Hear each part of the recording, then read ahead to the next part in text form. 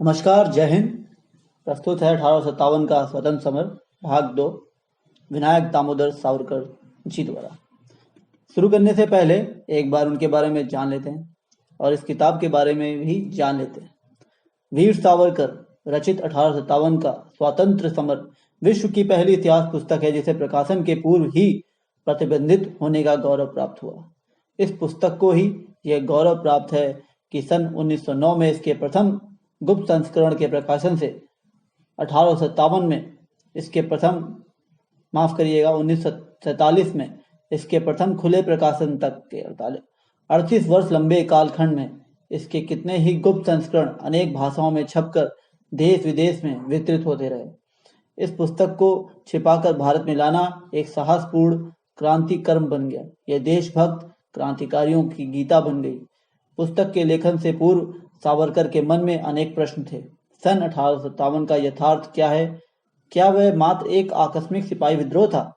क्या उसके नेता अपने तुच्छ स्वार्थों की रक्षा के लिए अलग अलग इस विद्रोह में कूद पड़े थे, या वे किसी बड़े लक्ष्य की प्राप्ति के लिए एक सुनियोजित प्रयास था? योजना का स्वरूप क्या था? क्या सन 1857 एक बीता हुआ बंद अध्याय है, या भविष्य के लिए प्रेरणादायी जीवंत यात्रा? भारत की भावी पीढ़ियों के लिए 1857 का संदेश क्या है? आदि आदि और इन्हीं ज्वलंत प्रश्नों की परिणति प्रस्तुत ग्रंथ 1857 का स्वतंत्र समर प्रत्येक देशभक्त भारतीय हेतु पठनीय व संग्रहणीय अलभ्य कृति। अब कुछ वीर सावरकर जी के बारे में जान लेते हैं। इनका जन्म 28 मई 1883 को महाराष्ट्र के नासिक जिले के ग्राम भगूर में हुआ। शिक्षा में प्रारंभिक शिक्षा गांव से प्राप्त करने के बाद वर्ष 1905 में नासिक से बीए किया। उसके बाद 9 जून 1906 को इंग्लैंड के लिए रवाना हुए। इंडिया हाउस लंदन में रहते हुए अनेक लेख व कविताएं लिखी। 1907 में 1857 का स्वतंत्र समर ग्रंथ लिखना शुरू किया। प्रथम भारतीय नागरिक जिन पर हेग के अंतर्राष्ट्रीय न्यायालय में मुकदमा चलाया गया। प्रथम क्रांतिकारी जिन्हें ब्रिटिश सरकार द्वारा 2 बार आजन्म कारावास की सजा सुनाई गई। लेखनी और कागज से वंचित होने पर भी अंडमान जेल की दीवारों पर कीलों, कांटों और यहाँ तक कि नाखूनों से विपुल साहित्य का सृजन किया। प्रथम भारतीय लेखक जिनकी पुस्तकें मुद्रित व प्रकाशित होने से पूर्व ही दो सरकारों ने जब्त की। वे जितने बड़े क्रांतिकारी उतने ही बड़े साहित्यकार भी थे। अंडमान एवं रत्नागिरी की कालकोठियों में रहकर कमला, गोमांतक एवं विरहोच्छ्वास और हिंदुत्व, हिंदू पद पर पादशाही, उश्राप, उत्तरक्रिया, संन्यस्त खड़ग आदि ग्रंथ लिखे। इनकी मृत्यु 26 फरवरी 1966 को हुई। अब आते हैं भाग 2, कारण परंपरा। स्वधर्म एवं स्वराज इन 2 देवताओं का अधिष्ठान रखकर सन 1857 में प्रारंभ हुए इस रण यज्ञ का संकल्प कब लिया गया? अंग्रेज इतिहासकारों के अनुसार इस रण यज्ञ का संकल्प डलहौजी साहब के कार्यकाल में लिया गया था। उनकी ये धारणा भ्रमपूर्ण है। जिस क्षण हिंदुस्तान के तट पर परतंत्रता ने पहला कदम रखा, तभी बेचारा डलहौजी, उसने अधिक बुरा किया ही क्या? हिंदुस्तान की जन्मजात स्वतंत्रता का हरण कर उसके बदले गुलामी और स्वधर्म के स्थान पर ईसाइयत लादने का पात्र की विचार जब पहले पहल अंग्रेज व्यापारियों के मन में आया, तभी से हिंद भूमि के हृदय में क्रांति चेतना का संचार हुआ। सन 1857 के क्रांति युद्ध का कारण अंग्रेजों के अच्छे शासन या बुरे शासन में ना होकर केवल शासन में है। अच्छा या बुरा का प्रश्न गौड़ है, मुख्य प्रश्न शासन है। जिस देश को हिमालय ने उत्तर और समुद्र देवता ने दक्षिण की ओर से सुरक्षित किया हुआ है, उस निसर्गत बलिष्ठ एवं निसर्ग प्रिय हिंदुस्तान पर अंग्रेजों की सत्ता चलने देना है या नहीं, यह मुख्य प्रश्न सन 1857 के समर पट पर हल किया जा रहा था। यह यदि सत्य है तो फिर इस समर की मूल उत्पत्ति तभी ही हुई होगी जब यह प्रश्न पहले पहल सामने आया होगा। मैजनी कहता है, स्वतंत्रता प्रत्येक का प्रकृति प्रदत्त अधिकार है और इसलिए इस पवित्र अधिकार का अपहरण करने की इच्छा के अत्याचार को मिटाना भी प्रत्येक का प्रकृति प्रदत्त कर्तव्य है। व्यक्ति की, राष्ट्र की एवं मनुष्य जाति की प्रगति के लिए उसमें चैतन्य चाहिए, परंतु जहां स्वतंत्रता नहीं होती वहां चैतन्य रहना संभव नहीं।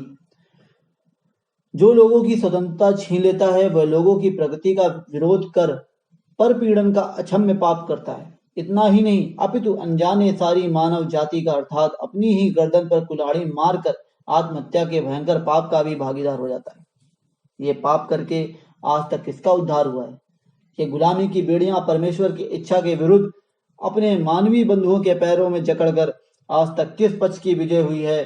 स्वतंत्रता और गुलामी के झगड़े में अंतिम जय या स्वतंत्रता की ही होती है। सीले कहता है, अंग्रेजों का हिंदुस्तान से संबंध प्रकृति से मजाक है। इन दो देशों में किसी तरह का प्राकृतिक बंधन नहीं है, उनका रक्त भिन्न है। पर यह सब भूलकर जिस वर्ष क्लाइव ने स्वार्थ और अन्याय का साम्राज्य स्थापित करने के लिए प्लासी के मैदान पर रक्त मांस की नींव रखी, उस सन 1657 के ही वर्ष इस क्रांति युद्ध का संकल्प लिया गया। इस स्व स्वतंत्र संपादन संकल्प को अन्य किसी भी बात से अधिक अंग्रेजों की ही जंगी सहायता मिली है।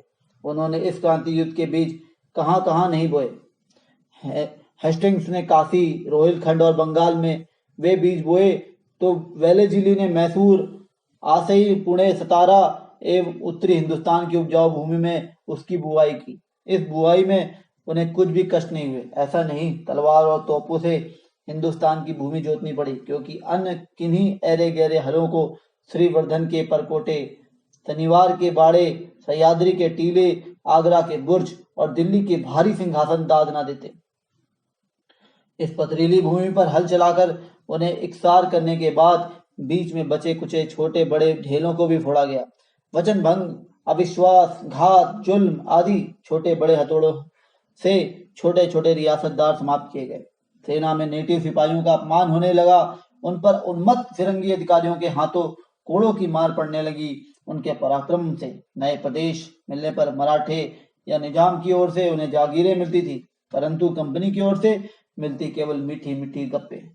जिनकी तलवारों ने अंग्रेजों के लिए सारा हिंदुस्तान जीता था, उन सिपाहियों से इतना क्रूर व्यवहार किया जाता कि जनरल आर्थर वेलेस्ली घायल हुए सिपाहियों को उपचार करने के स्थान पर उन्हें तोप से उड़ा देता।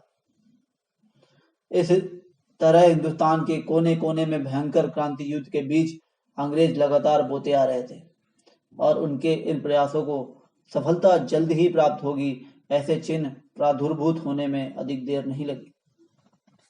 अब थोड़ा डलहौजी के बारे में जानते हैं। जिस दिन स्पेन ने नीदरलैंड की भूमि पर परमेश्वर की इच्छा के विरुद्ध अपनी गुलामी ला दी, उसी दिन यह निश्चित हो गया था कि नीदरलैंड और स्पेन के मध्य हजारों लड़ाइयों से भरा हुआ क्रांति युद्ध होगा। वह कब, कहां और कैसे होगा, केवल इन गौड़ बातों का निर्णय आल्वा नामक स्पेन के गवर्नर ने किया। जिस क्षण ऑस्ट्रिया ने इटली के पैरों में गुलामी की बेड़ियां डाली, उसी दिन अनेक पराजयों परंतु अंतिम जय से घटित होने वाला प्रचंड क्रांति युद्ध निश्चित हो गया था। केवल शेष रहा तिथि निर्णय व मैटरनिक के जुल्मों से हो गया।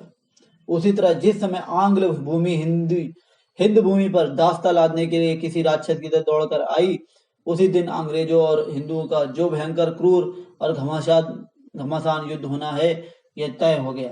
केवल उसका आरंभ कब हो, यह डलहौजी ने तय कर दिया।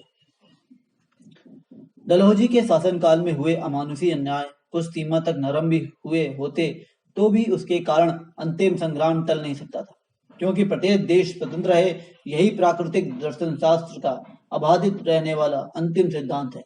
इस प्रकृति हेतु के विरुद्ध कोई राष्ट्र किसी दूसरे राष्ट्र के पैरों में बलपूर्वक गुलामी की बेड़ियां, फिर भले ही वे सोने से मड़ी क्यों ना हो, डाल दे, तो काल के घन प्रहार के नीचे उनके टुकड़े होना निश्चित है। तथापि जहां तहां गुलामी होती है, वहां वहां अत्याचार होना स्वाभाविक है, और जहां जहां फिरंगी शासन है, वहां वहां डलहौजी आने ही चाहिए, क्योंकि बिना अत्याचार के किस तरह गुलामी असंभव है, उसी तरह बिना डलहौजी फिरंगी राज असंभव बात है। विदेशियों पर अपना अन्याय मूलक शासन चलाना जहां सर्वसम्मत हो, वहां अपने शासन में जो सर्वाधिक क्रूर होगा उसे ही श्रेष्ठ माना जाएगा, अर्थात जो जितना ही अन्याय, उसे उस अन्याय का कमाल दिखाने के सिवाय अपना श्रेष्ठत्व बनाए रखने की दूसरी कोई युक्ति नहीं बचती। इस तरह अन्याय और अधमता में जहां खुली स्पर्धा शुरू होती है, वहां डलहौजी ही पैदा होंगे। अनीति मूलक साम्राज्य जहां जहां बढ़े, वहां वहां ऐसे डलहौजियों की जंगल ही शेष रहे। पर इन सब डलहौजियों के पीछे छोड़ देने वाला एक आंग्ल डलहौजी सन 1848 में हिंदुस्तान आया। डलहौजी को अंग्रेज इतिहासकार साम्राज्य का प्रणेता कहते हैं। इस बात से अलग डलहौजी के अधम और नीच कर्मों के लिए अन्य किसी साज की आवश्यकता ही नहीं है। 100 वर्ष तक चलाई गई अंग्रेजी अनीति का मूर्त परिणाम स्वभाव से जिद्दी, जो मैं कहूँ वही होगा, इस टेक पर रहने वाला साम्राज्य की चटक और उसका घमंड जिसके रक्त मांस में घुला हुआ था, ऐसा धूर्त ना भी हो पर दुस्साहसी राजनीतिक हिंदुस्तान की भूमि को सपाट करने के लिए इस भूमि पर उतरा। डाकुओं के मुख्य नायक की दृष्टि में जिसके घर में संपत्ति भरी हुई है, पहले उधर जाना स्वाभाविक है। ऐसा संपत्ति भरा घर दिखते ही वह उस घर पर चाहे जिस रीति से संभव हो डाका डालने की योजना बनाने में जुट जाता है। इस जल्दी में न्याय अन्याय का विचार पूरी तरह अस्वाभाविक, असंभव और घातक होता है। जब न्याय अन्याय का विचार शुरू हो जाता है तो उसी समय डाकूगिरी समाप्त हो जाती है। ऐसी वस्तु स्थिति होने से अंग्रेजों के हिंदुस्तान पर डाले गए भयंकर डाकों में अंग्रेजों के शासन में उस शासन को स्थिरता देने वाले और उस डकैती को बढ़ाने वाले उनके कृत न्याय संगत थे या न्याय। यह निश्चित करने के लिए घिस घिस करना इतिहास की यह व्यर्थ खींचतान करना है। संधिपत्र, वचन, दोस्ती आदि शब्दों का डाके जनी के शास्त्र में स्थान नहीं होता। इतना ध्यान में रखा जाए तो फिर इतिहास बहुत सी असंगतियों से बच जाएगा। फिर वॉरेन हेस्टिंग्स ने नंद कुमार को न्याय से मारा या न्याय से, और उस वॉरेन हेस्टिंग्स को अंग्रेजों ने निरपराध मानकर क्यों छोड़ दिया, यह तय करने के लिए कागजों के ढेर खराब करने की आवश्यकता नहीं होगी। अज्ञानी लोग अपने भोले स्वभाव के अनुसार संधि पत्रों की सूचियां लेकर, उनकी तिथियां देकर, धर्मशास्त्र के वचन देकर, तर्कों के ताने बाने रच या पिछली परंपराओं के धार देकर अपने घर पर आक्रमण करने के लिए आए डाकुओं में परावृत्ति या सहानुभूति उत्पन्न करने का भ्रमपूर्ण प्रयास भले ही करें, परंतु धूर्त लोग इन निष्फल बांझ प्रयासों पर हंसे बिना नहीं रहेंगे। डाकुओं पर लागू ये सारी बातें डलहौजी की डकैतियों पर तो विशेष रूप से लागू होती है। अतः उसके शासनकाल में घटित कृत्यों में न्याय अन्याय निश्चित करने का प्रयास करना मूर्खता है। हिंदुस्तान की भूमि समतल करके उस पर तांडव करने डलहौजी आया था, इतना ध्यान में रखा जाए तो काफी होगा। जिसका अंतिम उद्देश्य प्राकृतिक रूप से सुंदर हिंद भूमि को अपनी दासी बनाना था। ऐसे दुर्योधन के लिए न्याय कैसा और अन्याय कैसा, इस पाप वासना को तृप्त करने के लिए जो भी साधन मिले वे सारे वह उपयोग में लाता ही। इन साधनों में से पहला साधन था पंजाब से हुई लड़ाई। डलहौजी के पैरों का स्पर्श हिंदुस्तान के किनारे से होते ही उसे तुरंत ये ध्यान में आया कि पंजाब में जब तक रणजीत सिंह है तब तक अपनी पाप वासना पूरी करना इंग्लैंड के लिए बहुत भारी होगा। ये देखकर उसका दृढ़ निश्चय बना कि उस पंजाबी सिंह को किसी तरह गुलामी के जाल में फंसाना ही चाहिए। यद्यपि चिलियन वाला के द्वार से बाहर आकर उस पंजाबी सिंह ने एक भयंकर आघात अपने शत्रु की छाती पर किया, लेकिन गुजरात के पिछले द्वार से शत्रु अंदर घुसा और सिंह गुफा जल्दी ही सिंह का पिंजरा बन गई। रणजीत सिंह की पटरानी चंद्रकुमार लंदन में घुटकर मरी और रणजीत सिंह का पुत्र दिलीप सिंह दूसरे के दरवाजे टुकड़े जोड़ता पड़ा रहा। अब हिमालय से कन्याकुमारी तक तो सारा हिंदुस्तान लाल हो गया, परंतु अभी भी सिंधु नदी से इरावती नदी तक जैसा चाहिए था वैसा लाल नहीं हुआ था। फिर देर क्यों, ब्रह्मदेश में एक शांति मिशन भेजा कि फतेह हुई। केवल वह शांति मिशन शांति का इतने प्रेम से आलिंगन करे कि उसकी पसलियां चूर चूर हो जाएं। यह अति प्यारा कार्य भी अंत में संपन्न हो गया और ब्रह्मदेश लाल रंग में रंग गया। अब सिंधु नदी से इरावती तक और हिमालय से रामेश्वर तक सारा हिंदुस्तान सचमुच लाल हो गया था, पर जल्द ही रक्त रंजित नहीं होगा, ये कैसे कहें। पंजाब और ब्रह्मदेश अंग्रेजों ने जीते, अर्थात क्या किया, उसकी कल्पना केवल नामों से नहीं हो सकती। अकेले पंजाब का अर्थ था 50,000 वर्ग मील का प्रदेश और 40 लाख जनसंख्या। जिन 5 नदियों के तट पर ऋषियों ने वेद मंत्र गाए, उनके द्वारा सिंचित यह प्रदेश पंजाब, यही प्रदेश लेने अलेक्जेंडर आया और इसी प्रदेश को बचाने के लिए पोरस लड़ा। इसी प्रदेश के लिए रावण की भी महत्वाकांक्षा पूरी हो गई होती, परंतु डलहौजी को पंजाब और ब्रह्मदेश जैसे विस्तृत प्रदेश लेकर भी कोई संतोष न हुआ। हिंदुस्तान की सरहद तो अवश्य बढ़ी, परंतु अब भी अंदर पूर्व बादशाहों के कुछ मजार शेष थे, अतः उन्हें भी उखाड़कर सर्वत्र सपाट मैदान करने की उसने प्रतिज्ञा की। पुरानी बादशाही के ये मजार स्थान घेरे हुए थे। केवल इतना ही नहीं, इन पुराने मजारों में गड़े प्रेतों से ही भावी बादशाही के पुनर्जीवित होने की संभावना थी, और यह संभावना डलहौजी को पूरी तरह समझ में आ गई थी। सतारा के मजार में हिंदू पदाशाही गड़ी हुई थी और यीशु मसीह के पुनर्जीवन के तरह उन गाड़े हुए प्रेतों में से कदाचित किसी भावी बादशाही का पुनर्जीवन होगा। ये डर यीशु के चरित्र पर विश्वास रखने वाले डलेजी को लगा हो तो कोई आश्चर्य नहीं। सन 1848 की अप्रैल माह में सतारा के अंतिम महाराजा अप्पा साहब दिवंगत हुए। यह समाचार मिलते ही डलहौजी ने वह रियासत हथियाने का निश्चय किया। कारण यह कि राजा की जायज संतति नहीं थी। जायज संतति न होने से गंवार मजदूर की झोपड़ी भी लावारिश नहीं हो जाती, वह उसके द्वारा नियुक्त दत्तक को या उसके निकट संबंध को दे दी जाती है। पर सतारा में तो किसी गंवार की झोपड़ी ना होकर अंग्रेजों की बराबरी की दोस्त सरकार थी। सन 1839 में प्रताप सिंह छत्रपति पे अंग्रेजी राज उलटने के षड्यंत्र का आरोप लगाकर उन्हें गद्दी से हटाने के बाद उनके स्थान पर छत्रपति अप्पा साहब की नियुक्ति अंग्रेज सरकार ने ही की थी। इस पद च्युति से संबंध में आर्नोल्ड अपने ग्रंथ में डलहौजी एडमिनिस्ट्रेशन में कहते हैं, परंतु इस बेहूदी पदच्युति के बाद जिसने अंग्रेजों ने सतारा की गद्दी बैठाया वह प्रताप सिंह का जायज पुत्र न होकर भाई था, अर्थात जायज पुत्र के अभाव में हिंदू शास्त्र के अनुसार अन्य संबंधियों का सिंहासन पर अधिकार बनता है। इस समय तक अंग्रेजों ने यह स्पष्ट स्वीकार किया है। यह स्वीकृति अपनी नियमित विश्वासघाती रीति के अनुसार डलहौजी साहब ने अस्वीकार कर दी। यही सत्य है। विभिन्न राजाओं से किए गए समझौतों में हमने दत्तक संतति पहले ही अमान्य की हुई है, ऐसा वे कभी भी नहीं कह सकते थे। सन 1825 में कोटा के राजा का दत्तक स्वीकार करते समय अंग्रेजी सरकार ने ऐसा स्पष्ट कहा था। कोटा के राजकुमार के इस अधिकार को मान्यता दी ही जानी चाहिए कि उन्हें शास्त्रों के नियमानुसार दत्तक पुत्र ग्रहण करने और उसे अपना उत्तराधिकारी नियुक्त करने का अधिकार है। पुनः सन 1837 में जब ओरछा के राजा ने दत्तक लिया तब अंग्रेजों ने उसे स्वीकार करते हुए वचन दिया था। हिंदू नरेशों को यह अधिकार है कि वह स्ववंश की शाखा में उत्पन्न उत्तराधिकारी से अलग भी किसी को गोद ले लें। ब्रिटिश सरकार को ऐसे दत्तक की मान्यता देनी ही होगी, किंतु गोद लेने की यह प्रक्रिया हिंदू शास्त्र के विरुद्ध नहीं होनी चाहिए। इतनी स्पष्ट भाषा में और इतने साफ साफ दिए गए वचन कागजों में लिखे होते हुए भी यह कहने की हिम्मत अंग्रेज प्रवक्ता और अंग्रेज नीति के सिवाय और कोई नहीं कर सकता कि वे हमने दिए ही नहीं थे। उपयुक्त दोनों उद्धरण देने का आशय बस इतना ही है, केवल यही दो उद्धरण हो ऐसा नहीं। हिंदू शास्त्र के अनुसार दत्तक लेने का रजवाड़ों का अधिकार अंग्रेजों ने अनंत बार अनंत करने का मूल कारण उपयुक्त समझौतों एवं वचनों की भाषा में खोजने का अर्थ पूर्ण शब्दों में मान्य किया हुआ था।